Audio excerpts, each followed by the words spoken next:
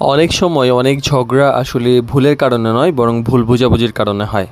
তো কর্মজীবনে ভুল বোঝাবুঝি হওয়াটা একদমই স্বাভাবিক একটা ব্যাপার, কিন্তু ড্রাইভিং পেশায় একটা ছোট ভুল বোঝাবুঝি কখনো কখনো বিশ্বাস নষ্ট করে, কখনো সম্পর্ক খারাপ করে, আবার কখনো চাকরিতে ঝুঁকি ফেলে, কখনো আবার দেখা যায় এটা মারাত্মক অ্যাক্সিডেন্টের ঝুঁকি তৈরি করে ফেলতে পারে।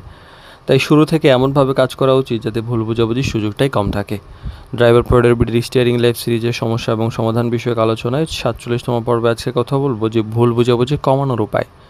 প্রথমত স্পষ্টভাবে কথা বলুন। অস্পষ্ট কথা অনেক সময় বিভ্রান্তি তৈরি করে, তাই আহ, এমনভাবে কথা বলুন পরিষ্কার এবং সংক্ষেপ, যেন ভবিষ্যতে একই নিয়মে চলে এবং কোনো সমস্যা না হয়। কোথাও দেরি হলে সেটা আগেই জানাবেন, এবং সেটার কারণ ফোন করে বা যে কোনো মাধ্যমে জানাবেন। আর না বুঝলে জিজ্ঞাসা করে নেবেন।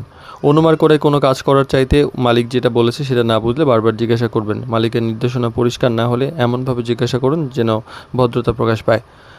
আর গুরুত্বপূর্ণ তথ্য লুকিয়ে রাখবেন না। ছোট কোনো গোপন সমস্যাও যদি থাকে, দেখা যায় পরবর্তীতে সেটা ভুল বোঝাবুঝি বা মারাত্মক হতে পারে। গাড়িতে কোনো ত্রুটি দেখা দিলে সঙ্গে সঙ্গে মালিককে জানিয়ে দেওয়া ব্যাপারে।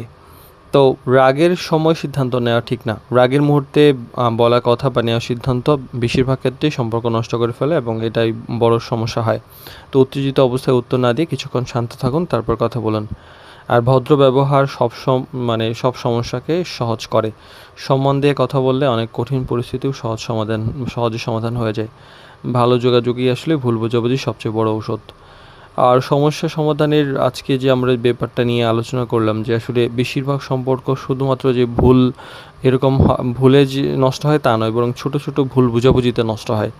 তো তাই পরিষ্কারভাবে কথা বলুন, মন দিয়ে কথা শুনুন এবং সম্মানটা বজায় রাখুন। কারণ একটি ভালো সম্পর্ক গড়তে অনেক সময় লাগে, কিন্তু একটা ভুল বা ভুল বোঝাবুঝি মুহূর্তেই এই সম্পর্ককে দুর্বল করে দেওয়ার ক্ষমতা রাখে।